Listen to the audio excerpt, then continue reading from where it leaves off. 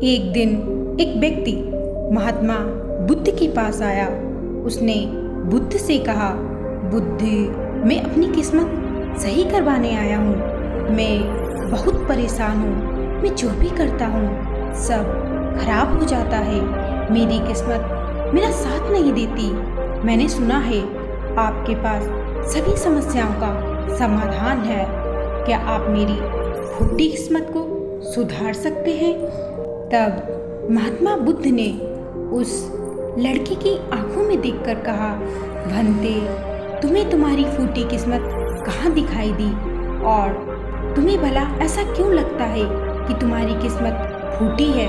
उस आदमी ने उत्तर दिया, बुद्ध, मैं जो भी काम करता हूँ वो फेल हो जाता है। मैं जो भी व्यापार करता हूँ वो घाटे में चला जाता है। मेरे अच्छे रिश्ते मुझसे दूर हो जाते हैं। मैं जिन लोगों से प्रेम करता हूँ वो मुझसे नफरत करने लगते हैं। तो इन सबको देखकर तो मुझे यही लगता है कि मेरी किस्मत फूटी है। मैंने सुना है आपके पास सभी समस्याओं का हल मिलता है, इसलिए मैं आपके पास आया हूँ अपनी फूटी किस्मत सुधरवाने। तब बुद्ध ने उस व्यक्ति से कहा, अच्छा, लाओ अपनी फूटी किस्मत, उसकी मरम्मत कर देता हूँ। तब उस व्यक्ति ने बुद्ध से कहा, हे बुद्ध, आप ये कैसी बातें कर रहे हो? भला किस्मत को मैं कैसे दे सकता हूँ? वो तो दिखाई भी नहीं पड़ती। तब बुद्ध ने कहा, जब तुम्हें तुम्हारी किस्मत दिखाई ही नहीं पड़ती तो तुम्हें ये कैसे पता कि तुम्हारी किस्मत खराब हो चुकी है? उस व्यक्ति ने कहा, अगर खराब ना होती तो मेरा साथ देती, परंतु मेरे तो सारे काम बिगड़ते हैं। और अगर मेरी किस्मत अच्छी होती तो सब अच्छा होता।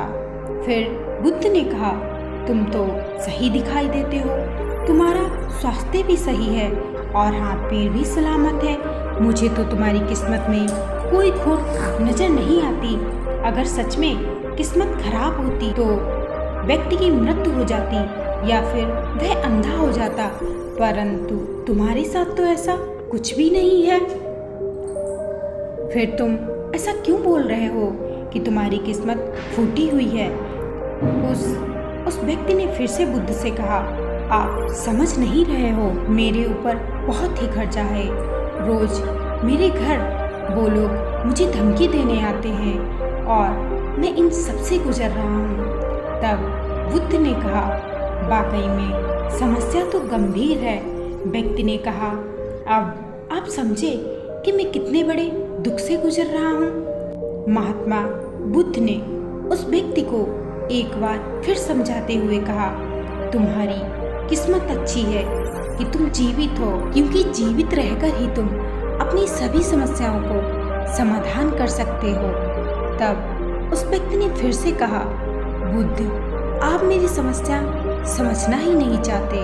तब बुद्ध उस व्यक्ति को जंगल के समीप एक नदी के पास ले गए और कहा, अगर मैं इस नदी में एक पत्ता गिरा देता हूँ तो तुम मुझे बताओ ये पत्ता किस दिशा में बहेगा? व्यक्ति ने कहा, पत्ता तो नदी के बहाव के साथ ही बहेगा। बुद्ध ने कहा, बहुत बढ़िया। अच्छा, अब बताओ पत्ती की किस्मत किसके हाथ में है?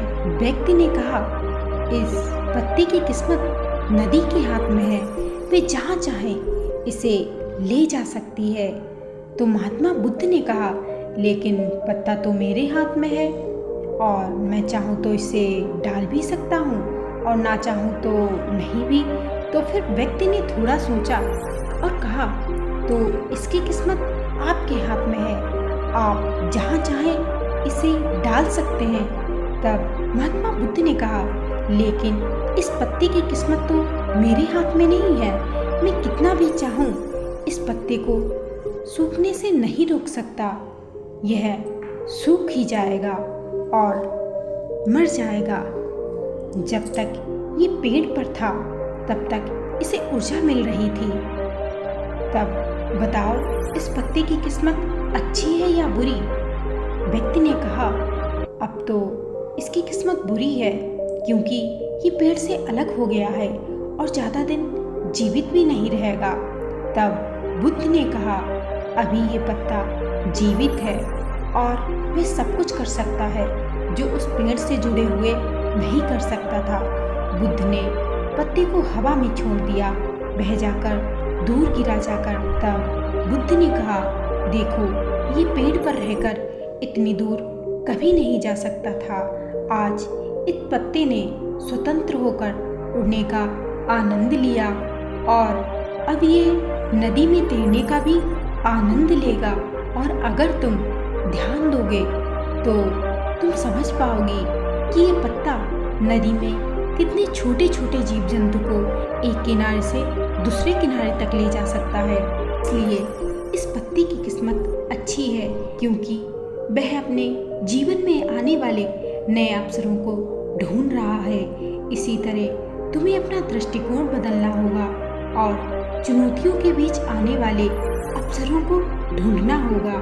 उस आदमी ने महात्मा बुद्ध की बातों पर गहराई से विचार किया और बुद्ध की गहरी बातों के पीछे छुपे गहरे अर्थ को समझकर उसने बुद्ध से कहा, आप सही कहते हैं, मैंने अपने दृष्टिकोण को सीमित कर दिया था।